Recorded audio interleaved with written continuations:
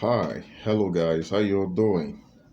It's a beautiful day today. I'm Smile Pro Studios, and it's good to be back online to actually bring you informative reports.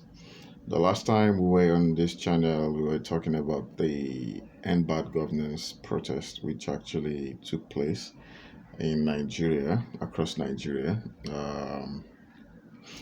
The protest started on the 1st of August and ended on the 10th of August, just some few days ago. And yes, the people were able to let the government know what and what is their concern. And I believe, yes, the government have been able to look into those issues, and they are definitely working assiduously to make sure they meet the needs of the people. Now that the protest is over, uh, everything is back to normal. Uh, Works are resuming, schools are opened, hospitals are functioning, everything is back to normal. And on the government side, we believe it's a time for them to now sit down and really look at the way they would govern this country that tells on the people positively. You know, having said that, today I'm actually here to bring to you what's trending in the Nigeria sphere. You know, what's going on in the Nigerian polity and Nigerian society. And there's some trending news that I think would actually, interest you, especially if you're in Nigeria and you're unable to come across this news. I mean, this is a very good platform to actually, bring that to you. And we're just going to be talking about a few among so many news out there. Just a few that are quite important to talk about. And the first one today is the first news trending today is the Nigerian president, His Excellency President Bola Ahmed Tinubu, has approved a policy uh, to retain medical experts against Japa syndrome.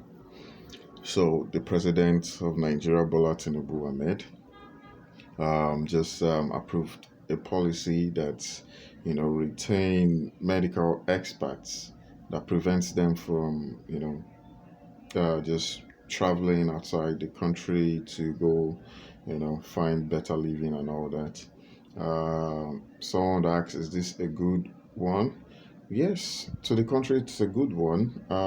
At the same time, we can't really blame those medical experts who are actually, traveling out to go find a greener pasture. Because when you look at the way the Nigerian medical industry has been, it has not been really encouraging, especially from the side of the government. The infrastructures are not in place to enable a very conducive medical environment. And, you know, these doctors find it very, very difficult to actually, explore, to do research. Some of them are complaining of not getting paid and all that. So what has the government done to prevent the people from traveling, to prevent the medical experts from traveling, is by putting a policy in place to retain them. And I believe this is a call to the federal government of Nigeria that they need to step up their game and make sure the country is worth living, for not just the medical expert, every other um, for every other professional out there. You understand? So that's that for that one. The next news now that is trending is Council of State meeting was hosted by President Tinubu while former Presidents Goodluck and Jonathan were present. So there's been a couple of meetings ever since the protest commenced, and definitely there are still going to be a lot of meetings after it.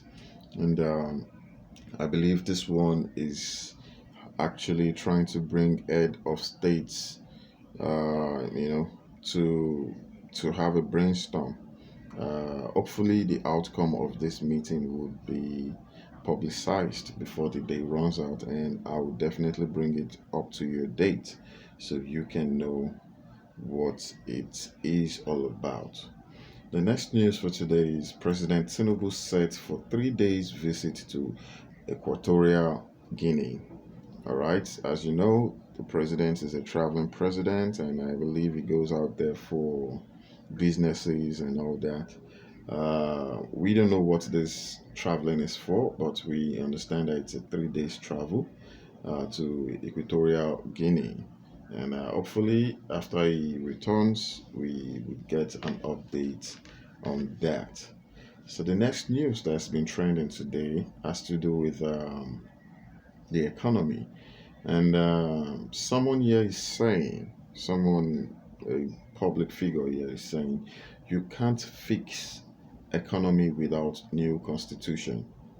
Mogalu to Tinubu. So Mogalu is a very prominent person and he's telling the president of Nigeria that you cannot fix the economy, with the old constitution. That for you to fix this economy, you have to enact a new constitution that is for Nigeria, for Nigerians, a people's constitution.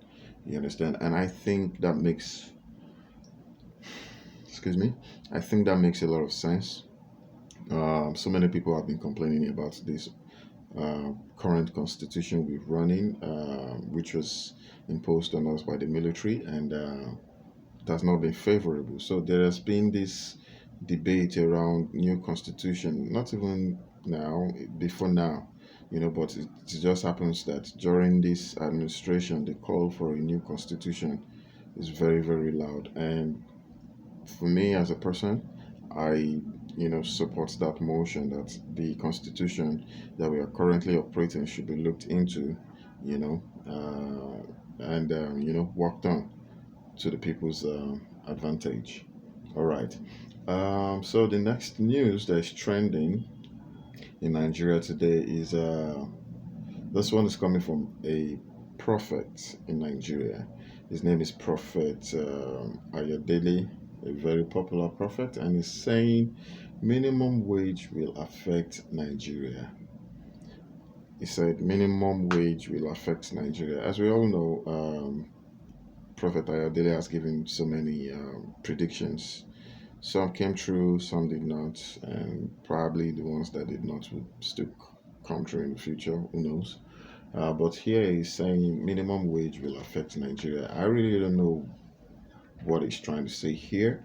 But then, as we all know, the NLC, Nigerian Labour Congress, actually went on a strike some couple of weeks ago, even a month, and they actually shut down the state of Nigeria, whereby both private sector and public sector was, activities were disrupted, and this actually, impacted the country in a way. What were they asking for? They were asking for an increase in um, in their wage, increase in salary, and you know they were asking that the government do more, going by the situation of the country, whereby inflation has taken over the country's economy. The NLC went on strike, and the government later on agreed to their demands, actually increased their salary by over 100%. You know, if you're interested in this news, you can actually go online to check it out about the increment in the NLC wage. However, a lot of states are yet to implement that, but as we all know, that's the current situation. The federal government has approved the new um, wage. Yes. So primate Ayodele, Prophet Ayodele, is actually saying this increment will actually affect Nigeria. I don't know in what regards he's saying that, but perhaps he's trying to say maybe the private sector might not be able to meet up, or maybe there's going to be issues. Well, we don't know. Let's see uh, what pounds out, in coming days. All right. On our trending news, we have here DSS immigration place ex-El-Rufai advisor Lawal on watch list over alleged 11 billion project scandal. All right, so the DSS, the immigration, are keeping an eye on ex-El-Rufai, who was the governor of Kano State. One of his advisor, whom is called Lawal. The DSS and immigration is placing him on a watch list over an alleged 11 billion project scandal. Well, if you from part if you in this country, or you've heard about Nigeria, the issue of corruption, project scandal, money laundering. I mean, this most common in this part of the world.